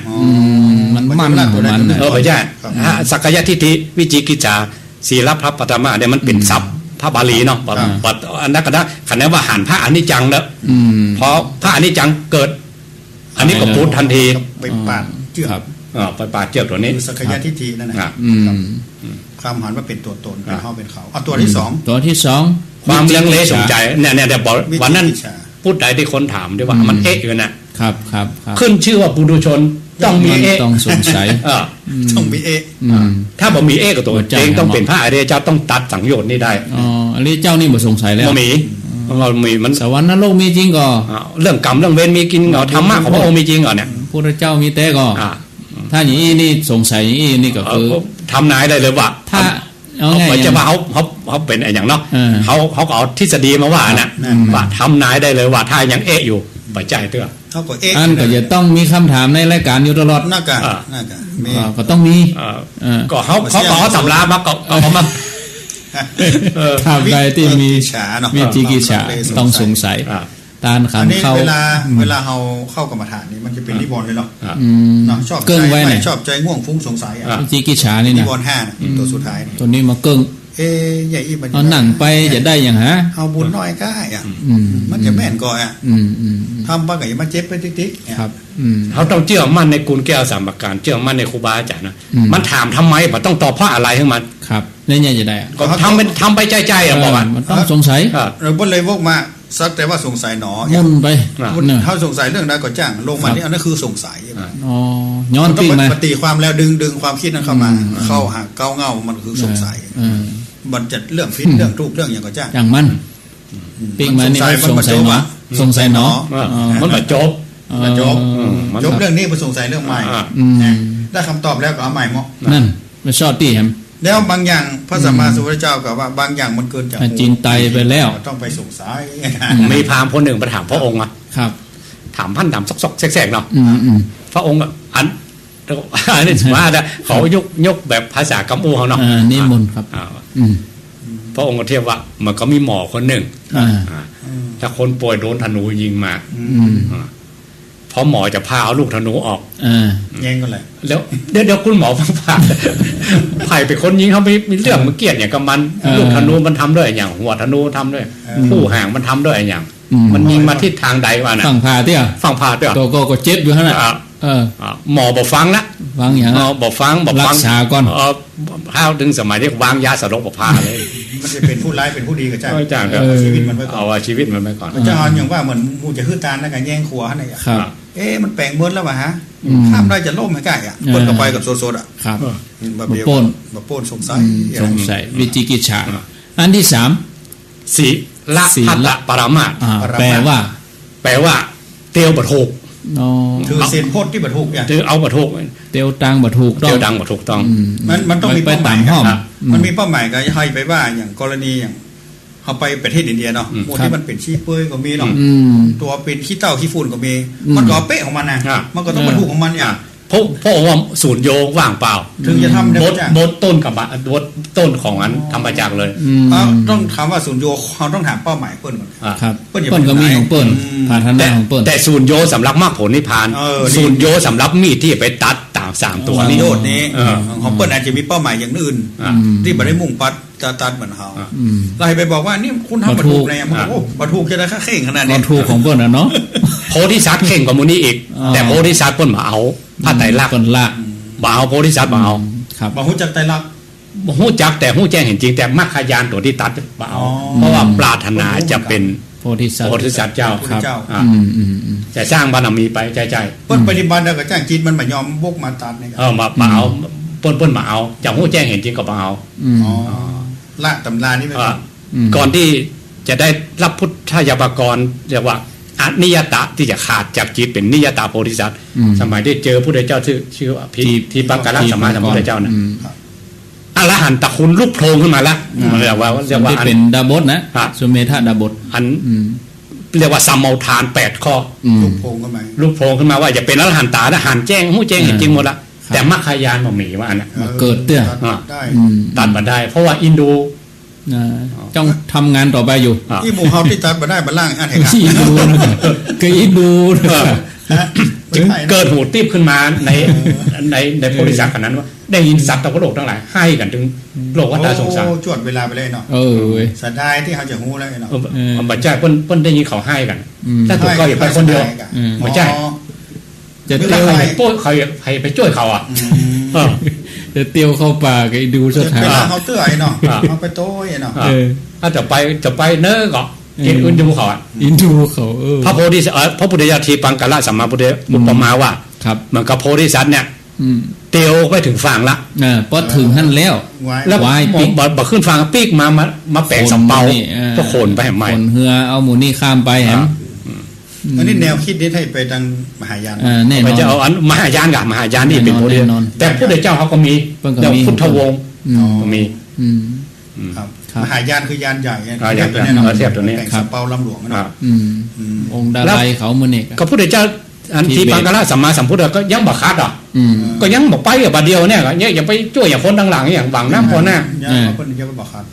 ก็ว่าเพราะว่าใจโพธิสัตว์มันใจใหญ่บารมีก็จะเป็นพุทธเจ้าเมื่อเป็นพุทธเจ้าก็บักคัดครับถ้าไปตอนนั้นก็คือบัได้เป็นพุทธเจ้าเป็นอรหันตเป็นอรหันตก็ข้ามโลกวัฏสงสารไปอย่างพวกเขาทั้งหลายบัดต้องถึงขนาดนั้นน่ะแค่3ตัวนี่เขายังเอาบัดตัวแรกก็ยังยากอันนี้เพราะว่าเป็นเจือกเล็กอันเดียวยังลำบากแล้วพวกเขามาคำว่าศีลปัตตปมาสเอาคือมันหันในยุคปัจจุบันอันใดที่มันว่ามันไม่ใช่มันไม่ใช่คืออันนี้เอาตัวเขาก่อนอันที่มันออกนอกลูกนอกทางที่แบบไปนิพพานก็แล้วกัน ที่ไปสร้างบารมีก็แล้วกัน เพราะว่าไสยศาสตร์เนี่ยศาสตร์ที่ขวางนิพพานเนี่ยนะเมานอนอยู่ท่านนี่หรือว่าตัวเก้าอย่าทำก็ได้แต่ว่าจุดมุ่งหมายที่แท้จริงเนี่ยอย่างวันนี้เขาหันครูบาอาจารย์เข่งเลขเข่งยันเนี่ยต่างๆเนี่ยนะเขาบอกโอ้ครูบานี่ทำบัตรโทบัตรเจ้าใจนะพิษแล้วเขาไปหู้ว่าครูบาอาจารย์ที่เปิ้นดำเนินหาเปิ้นทำอย่างอันนี้เปิ้นช่วยโลกเปิ้นส่งข้อโลกหรอเอาง่ายหลวงพ่อคูณนี่กันครับนั่นนะเปิ้นแต่คำสอนเปิ้นว่าเปิ้นช่วยไผ่ไม่ได้นะเปิ้นคือช่วยตัวเก่าแต่เปิ้นทำนั้นมันปิดปริศนาธรรมข้อหัวอย่างข้อหัวอย่างหัวสมองนั้นมันมีปัญญาโลเปิ้นเขียนติดป้ายที่เขาจะเข้ามหาวิทยาลัยขอนแก่นท่านเหรอห่วงหัวมึงที่ข้อนั้นเตือนห่วงหัวมึงน้ำของมันกับดอกบัวมันอยู่มันดอกบัวพ่นน้ำก็มีครับหลายระดับแล้วจะไปหาครูบาให้จะไปตัดสินใจมองว่าเอ๊ะนี่ศิลปะตะพม่าละใจอย่าประเมินครูบาอาจารย์บางทีเขาหันเปิ้นทำอย่างหนึ่งเปิ้นปฏิปทาของเปิ้นที่ไปทำสำหรับส่วนตัวเปิ้นอย่างได้บอกว่าครับครับแต่เขาส่งเคราะห์เป็นการส่งแต่ถ้าเอาตัวเขาเนี่ยเขาหู้โดยถูกเก่าเขาหรอกเขาเตียวทางถูกกันเตียวทางผิดกันอีกครับถ้าเขาแปลงมาได้กันสมมติเขาอยู่บัดเตื้อเขากับจัดฉากกันจัดฉากของบ้าอุแก้นะ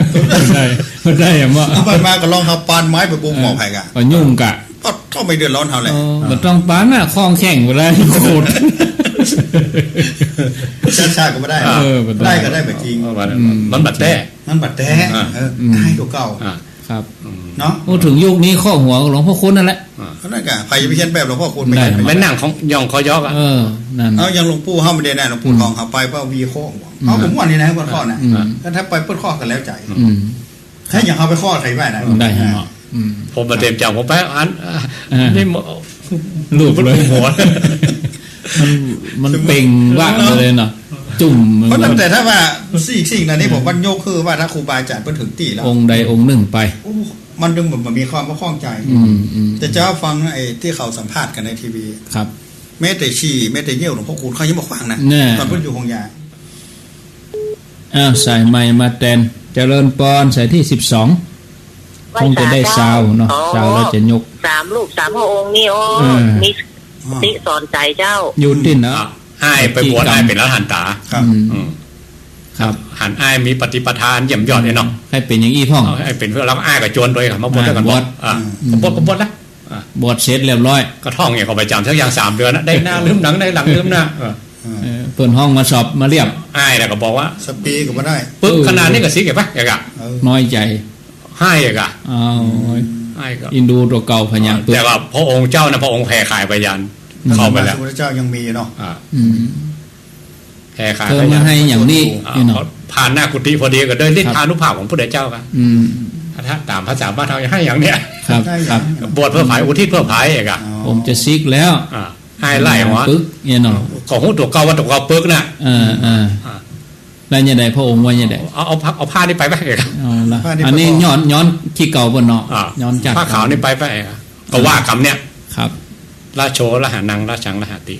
ต้องว่าจะโชหะระนังว่าจะใจแม่กรรมการไว้เขียนประกาศอาจารย์เล่าชาดกเล่าประวัติสาวกอย่างเดียวกันเนี่ยอย่างเดียวแบบฉบับเดียวกันเพื่อนจะได้โจทย์อาจารย์ว่าจะจ้าระโชหะระนังระชังหารติละโชหะระนังว่าไปแกไปมันจะว่าพระน้อยหมูนี่กินเหี้ยกินหายได้ยินบ่ได้เนาะว่าไปก่อนคือน้อมนึกถึงประวัติทลานตาตัวนี้นะว่าเปิ้นเอาผ้าขาวมาลูบครับจุลปันว่าผ้านี่มันเศร้าหมองผ้านี่มันเปื้อนผ้านี่มันเศร้าหมองแต่ผ้าขาวมันเป็นผ้าอภิญญามันเป็นผ้าธรรมดาเหมือนจิตใจเฮานี่แหละโดนกิเลสตั้งหลายใจเฉพาะที่ว่าพระสัมมาสัมพุทธเจ้าเปิ้นหูว่าจะเอาได้สอนเป็นสาวกเวไนเป็นพุทธเวไนที่เจาะจงสำหรับพระพุทธเจ้ากวดวัดกวดว่ากวดขี้โคก็ใจเฮาสะอาดสะอ้านไปแล้วก็ถ้าดีนะขณะกวาดเอาความรู้สึกอยู่ที่มือกวาดไปรู้สึกว่าตัวเป็นการเจริญสติต้องกวาดก่อนวันศีลเวลาเขากวาดไปเนี่ยสมมติกวาดไปใจเขาอยู่ที่ไหนใจไปจะอยู่บ้านนะใจเขาอยู่ที่มือที่เคลื่อนไหวกายเคลื่อนไหวเนี่ยอันนี้คือการเจริญสติเจริญกรรมฐานได้ก็ดีเนาะมันแน่อาจจะเป็นต่อยอดอย่างท่านจุลบันทกพอเพิ่นลูกไป ย้อนอดีตมาถึงตัวเก่าเป็นพญาเจ้าเมืองคุณนะ โอ้ย้อนได้เลย ย้อนเลยอ่ะ เพราะว่าการเจริญสติเจริญมรรคกรรมฐานที่ว่านั่งภาวนาอย่าง ครับ อันนี้อริยบทปีกย่อยหรอกจะเหยียดจะกุ้มจะเงยจะเหยียดจะคู่และเหลวทำการทำงาน ความรู้สึกเด่นชัดอยู่ที่ไหนเอาใจเข้าไปพอจับจ้องพอ พัฒนาขึ้นมาครับระดับหนึ่ง อันนี้ก็ได้บุญเพิ่มบุญภาวนา ภาวนาเจริญภาวนาอ๋อครับเขาอย่างนี้ก็จะเป็นแห้งจูงใจให้โยมบางท่านบางคนจะจัดกลุ่มกันไป ทำเพราะว่า เที่ยววัดเที่ยววา อันนี้จำเป็นเพราะว่ายุคนี้พลาดเนนเขาน้อย น่าต้องไปนะ อย่าไปตะเกียงหาแล้วมันเหลือตู้ลุงตัวเดียว น่ะ ช่วยกัน ช่วยกัน บางทีเราไปหน้าสลดพระอาจารย์ ไปวัด ก่อนจะถึงวัดเนี่ยมันเป็นบ้านคนโอ้สวยสดงดงามเนาะ บ้านโยมนี่งาม โอ้ ดี แข่งกันงดงาม ไปถึงวัดหมองศอกตอก มองซอกตอก ต่างกับเจียงตุงนะ อ่า เมืองยองนี่วัดกดทุก สะอาดดี บ้านเพื่อนอย่างใดก็ได้ แม่น นี่ ถ้าแม่เป็นอย่างนั้น มันไปวัดเนี่ยเดี๋ยวผมไปเมื่อเขาแล้วเราอ่อนน้อยๆนะเอายูคนอันคนนั้นอ่ะปวดแวด เขาไปนั่นเนาะชมวิทยากองพระอาจารย์เนาะ อืม โอ้เปิ้นไปกวาดไปเจ็ดกัน จด นักศึ เจ็ด กษา อยู่หั่ ทั้ น ง น่ะ คนโอ้เป็นแถว เออ เจ็ดแล้วเจ็ ข ด องเฮา แล้ว เนี่ยยากการแล้วขี้โคยังวัดเบอะ จบแล้ว งานวัด ไม้ เสร็จ เสียบลูกกินกล่องโฟมเอาขว้างที่หันเฮือเฮาหันก็ยัง เพื่อ เป็น เจ้าหันเลยยัดต้นไม้ อัไปยัดต้นไม้ป่ะน่ะเอ๊ะนักแก่ เออ มันไล่เก็บกับตู้หลวงอันเนี่ยไปไล่ซ้ายเนาะ เออ มันรับแต่ละอ่อนขยมกับละเอียด เลี้ยงลงทานเลยเหี้ยเบอะ เขาก็เก็บป้องเก็บลายพันน้อยขยมเนาะ ครับ แล้วเขาเป็น มัน ตู้ ละ หลว เอียด งแล้วต้อง หรอ ไปไล่โจกเอาขี้ซากเขาไม่แผ่วต่ำส้มก็มีอ่ะ น่ะเอาแฮะโกงไม้เขาอย่า อันนี้เราหวัง สูงสุดคือใส่ถุงขยะ ครับ เออ ลองลงมาผมว่าบ่ต้อง เอาขว้างเหี้ยเนี่ย ขว้างเหี้ยเนี่ยมันเก็บง่าย แม่ เรื่องมันหัน นะ เวลาเก็บมันไหนมันถึงจะได้เพี้ยวแล้วมัน บางที่เป็นปีเขาไปหันอะจัดงานข้ามปีนะไปข้ามเป็นปี อันที่ก่อนหน้าแรงพ่อพันธุ์ยุงลายเนี่ย เออก อง แน่ โฟมเนี่ย แน่ ก น อ อง น น้ำเนี่ย อันนี้มาตั้งเรื่องสุขภาพ เขาถูกต้องเขานี่ของจริงเนาะ มันเล็กๆน้อยๆหรอก จริงต้องเอาขวางโยมไปการไปงานถ้ามีเขาขวางกลางนะก็อย่า สา ได้เก็บ ธารณสุขเนี่ยทันทีปฏิบัติก็ปฏิบัติไป แต่เรื่องหมูนี้อย่าละ อย่าละ นุ่งขาวห่มขาวกินหั่นควางหั่นนี่มันใจลำใจละ ไปน้อยเดียวเอามาเป็นโป๊กกันเลย กวาดบ้านมันล้ำถึงไหนล่ะ เอาเราถึงเรื่อง เรื่องปลีกย่อย ปลีกย่อยปลีกย่อยครับอ้าวต่อไป อันนี้อยู่อุเมงสันปะตองหนองปึงใส่บาทเขาก็ใส่แล้วทีนี้เปิ้นจะปั่นป้อนน่ะป้อนก็ปั่นมือก็จกบาทกับพระนี่ก็ จุเจ้ากันได้ จกใส่ถุง โยมก็ ยาง จ้างสังเกต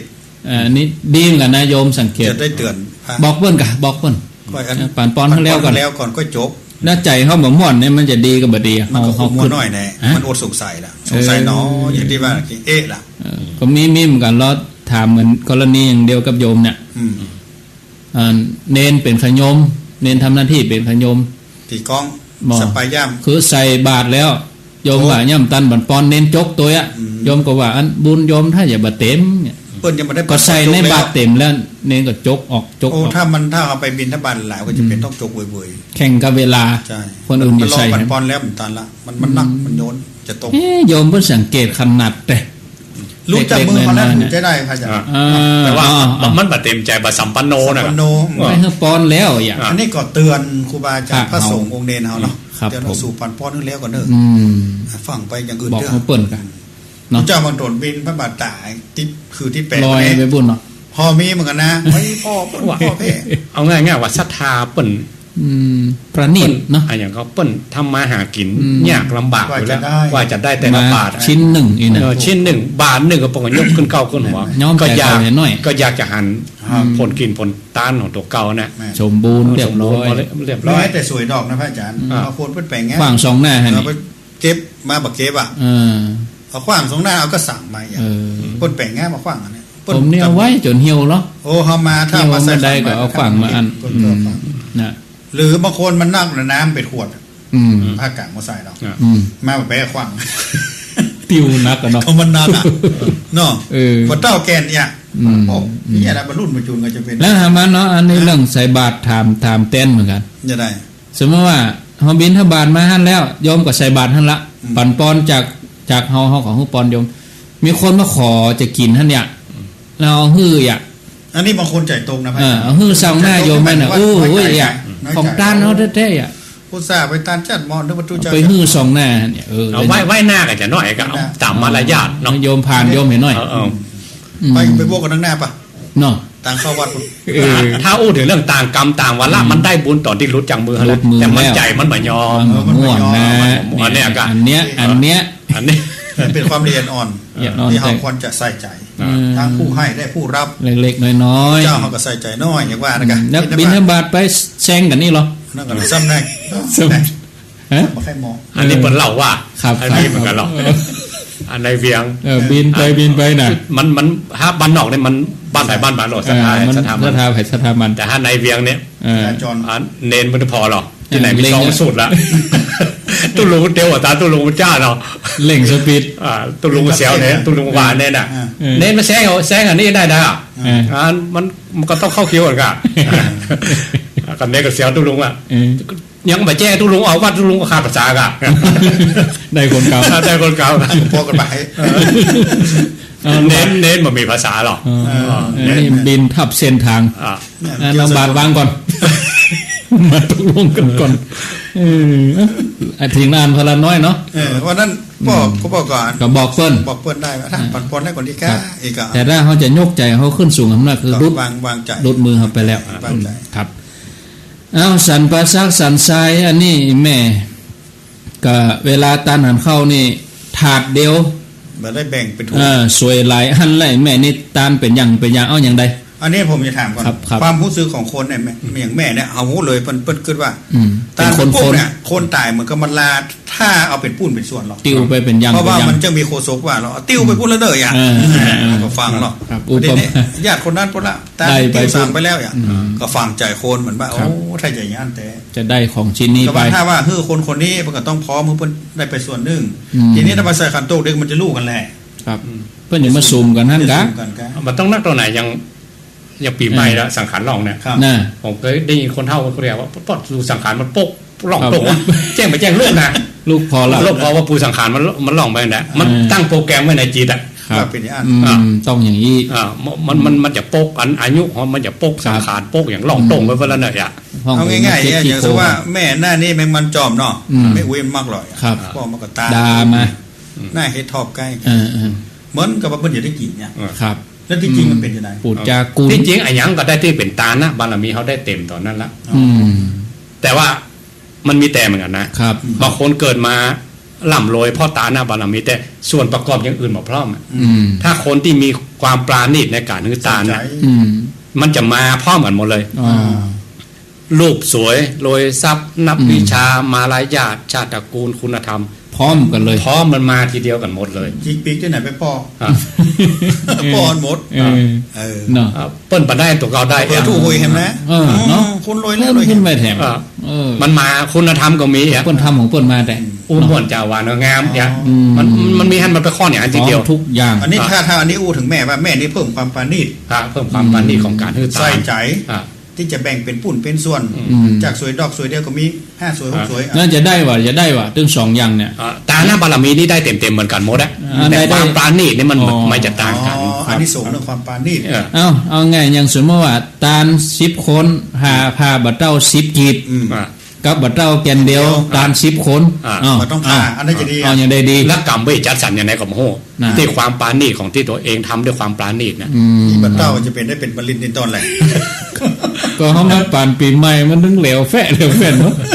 เน้นปั่นแล้วก็เอากองร่วมกันนั่นแหละอันนี้ส่วนของเป็นบุญเรื่องของผู้ที่ฮือแต่ผู้ที่รับล่ะมันจะเป็นอย่างที่ว่ามันติ้วไปเป็นสังมาสังจะเป็นนั่นแต่ว่าอันนี้ก็ว่ามาได้แต่โคศกบางคนบอกเขาก็มามีหูติ๊บตามติ๊บเนี่ยเขาก็ไม่ตามสูตรตามสูตรธรรมะขององค์เป๋อัปปมาโนอยู่แล้วแหละกวาดไปหมดอะกันกวาดไปหมดแต่เฮาเรื่องภพภูมิกันนะส่วนว่าคนตายไปแล้วมันมีสิ่งที่เฮาน่ากลัวเนาะอบายภูมิ4นะ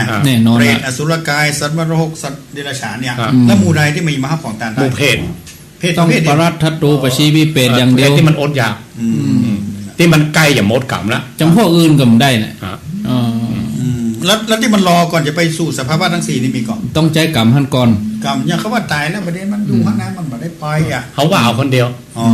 เจ้าทรงว่าพอจิตขาดปุ๊บปฏิบัติจิตที่มันจุตินะซับของอภิธรรมมันมีเนาะจุตินี่แปลว่าตายนะมันก็ต้องปฏิสนธิทันทีแล้วบางพ่อว่าที่ยังไปน่ะคือสัมภเวสีเอ็ม เป็นที่ยังบ่หาที่ควบคุมลงมาได้อันนั้นสัมภเวสีก็คือภพภูมิเนี่ยมันไปเกิดแล้วภพภูมินึงดีเป็น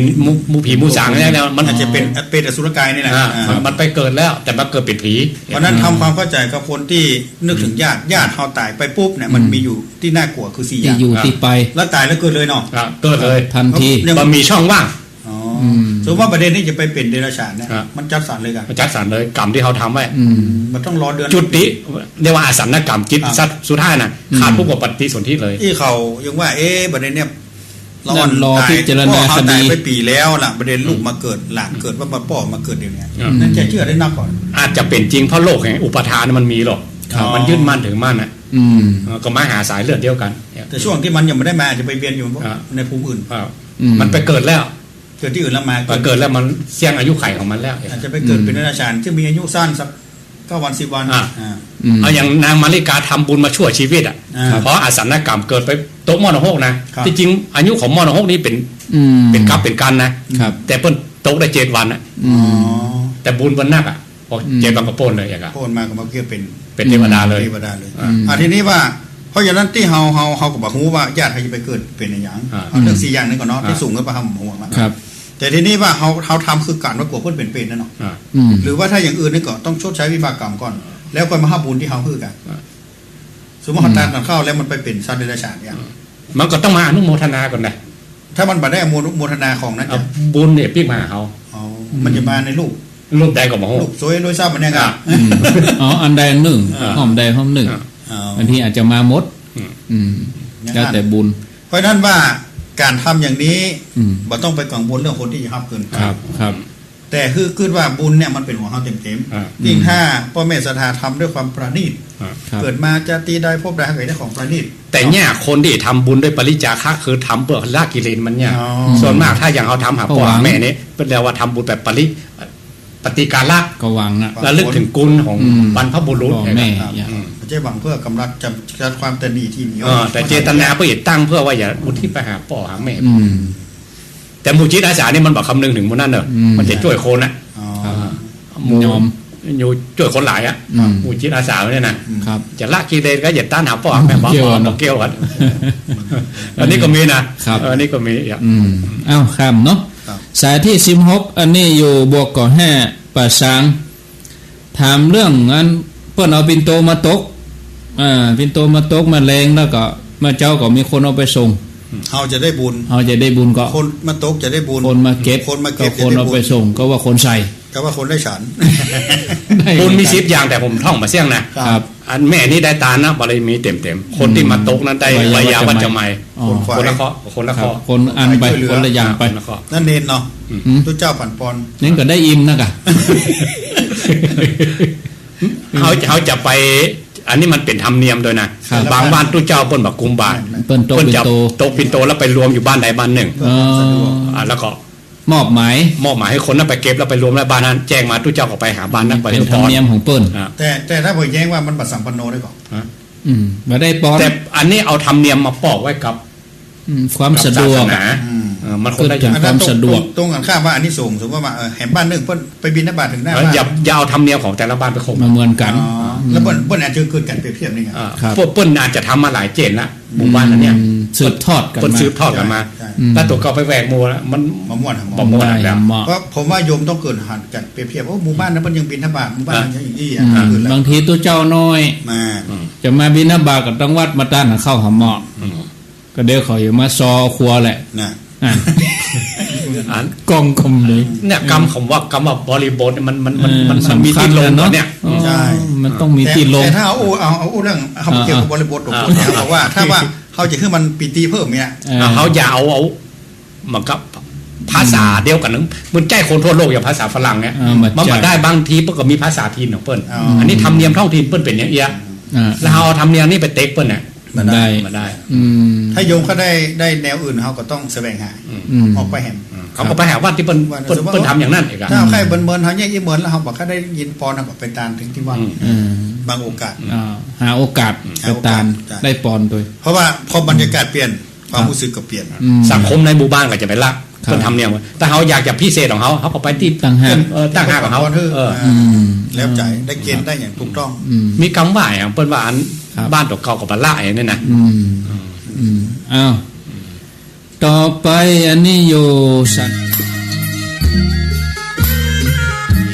ก็ผมมัตมาภาพพระครูวิมลสุตาพรหรือพระมหาบำรุงจันตลังสีสำนักเจ้าอาวาสคงแก้วพระสมปรารถนาดอนน้อยหมู่ที่เก่าตำบลแม่แรงอำเภอป่าซางจังหวัดลำพูนจะได้มาพบปะกับญาติโยมทั้งหลายโดยการเมตตาอาราธนาโดยอาจารย์ท่านพระครูวัดปากทางเจริญได้แผ่เมตตาได้แผ่บุญแผ่กุศล